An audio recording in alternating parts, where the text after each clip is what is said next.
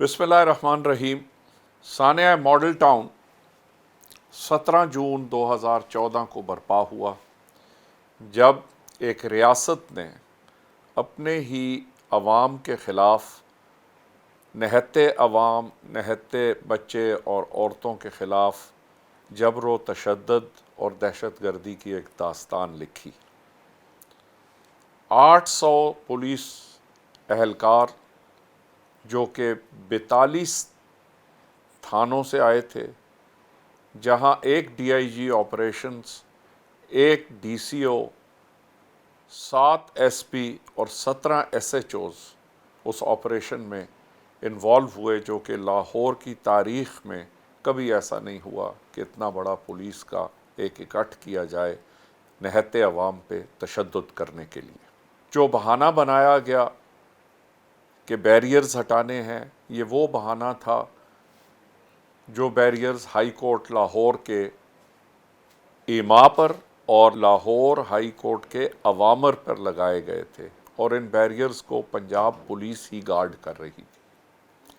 لیکن ریاست نے چونکہ پاکستان عوامی تحریک کے ورکرز پہ تشدد کرنا تھا اور ان کو سبق سکھانا تھا، تو انہوں نے ہائی کورٹ کے آرڈرز کی کھلی خلاف ورزی کرتے ہوئے یہ دہشت گردی کی۔ 14 افراد اس دن شہید ہوئے اور تقریباً 80 کے قریب زخمی ہوئے۔ یہ مقدمہ آج بھی پاکستان کی عدالتوں کے لیے امتحان کا درجہ رکھتا ہے۔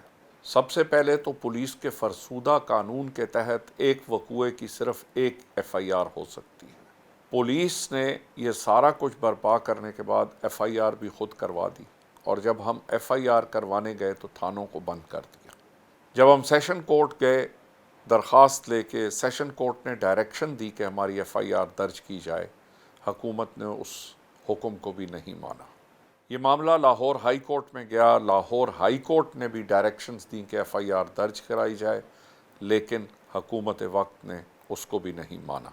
اس کے نتیجے میں اگست 2014 میں ایک دھرنا ہوا، اور دھرنے میں اس وقت کے پاکستان کے چیف آف آرمی سٹاف کی ذاتی مداخلت کے نتیجے میں ایک ایف آئی آر درج کی گئی، جو ہمارا استغاثہ تھا۔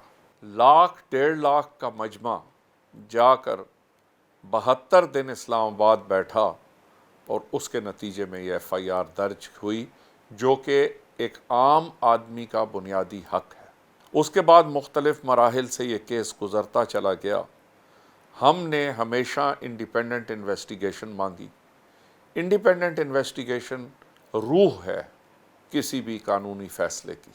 پہلی جے آئی ٹی بنائی گئی، اس جے آئی ٹی میں اپنے من پسند لوگوں کو بلایا، مقتولین کے کسی وارث سے کوئی انٹرویو نہیں لیا گیا، موقع کے گواہان سے کچھ نہیں پوچھا گیا، اور ایک رپورٹ مرتب کر لی گئی جس کو ہم نے مسترد کر دیا۔ ایک ون مین کمیشن بنایا گیا جسٹس باقر نجفی کی سربراہی میں، جس کو ریکمنڈیشن سے منع کر دیا گیا، صرف ایک رپورٹ مرتب کرنے کے لیے کہا گیا۔ جو رپورٹ انہوں نے مرتب کی اور حکومت نے وہ رپورٹ چھپا لی۔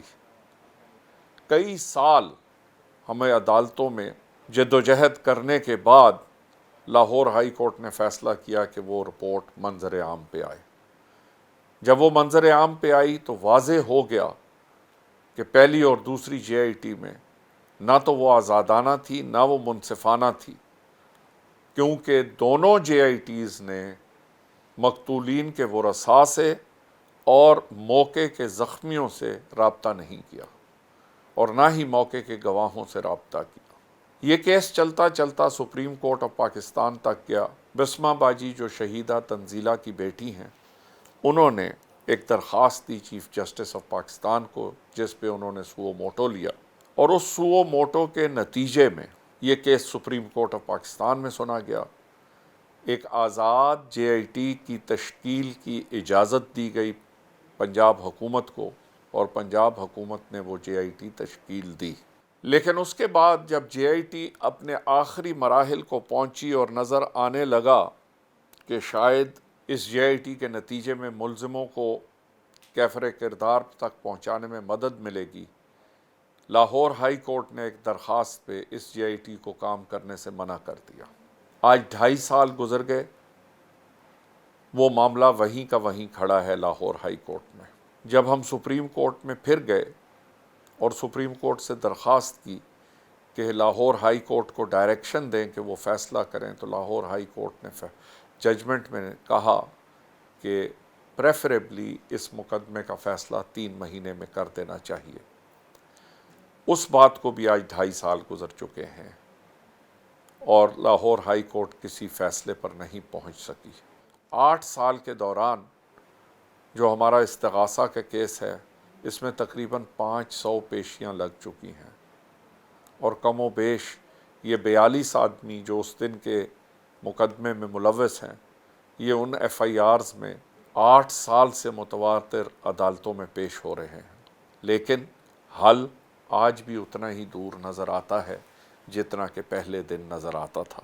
کئی انڈیپینڈنٹ اینکرز یہ کہہ چکے ہیں کہ اگر سانحہ ماڈل ٹاؤن کا فیصلہ بر وقت ہو جاتا، عمران خان بھی یہ کہہ چکے ہیں کہ اگر سانحہ ماڈل ٹاؤن کا فیصلہ بر وقت ہو چکا ہوتا تو آج یہ حالت نہ ہوتی انصاف کی اس ملک میں۔ اور کئی انڈیپینڈنٹ صحافی بھی اسی چیز کی تائید کر چکے ہیں، بلکہ ایک صحافی تو اس حد تک گئے کہ انہوں نے کہا کہ اگر سانحہ ماڈل ٹاؤن کا منصفانہ اور آزادانہ فیصلہ نہیں ہوگا تو پاکستان کی تاریخ میں کبھی بھی انصاف کسی کو نہیں مل سکے گا۔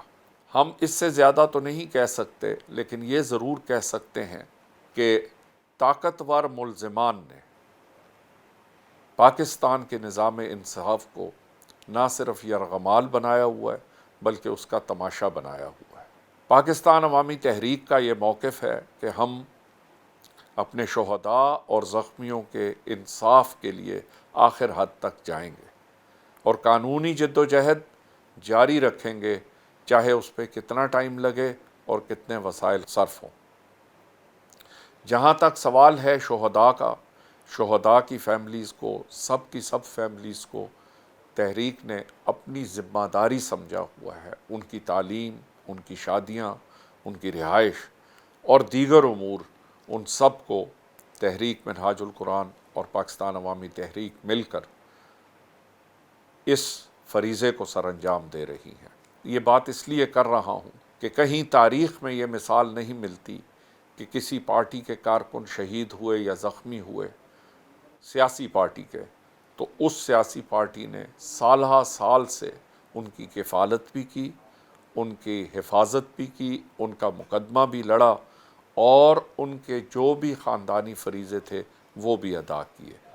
میں 17 جون کو یہ پیغام دینا چاہتا ہوں کہ ہم انشاءاللہ اس جد و جہد کو جاری رکھیں گے۔ مناسب موقع پر اگر ہم کو سڑکوں پر احتجاج کرنا پڑا وہ بھی کریں گے۔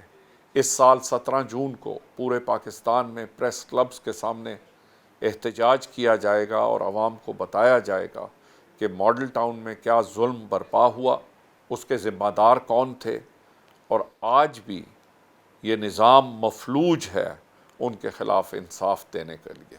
لیکن ہمیں اللہ پاک پہ بھروسہ ہے اور انشاءاللہ تعالی ہم اس جد و جہد کو جاری رکھیں گے اور اس کو منطقی انجام تک پہنچائیں گے۔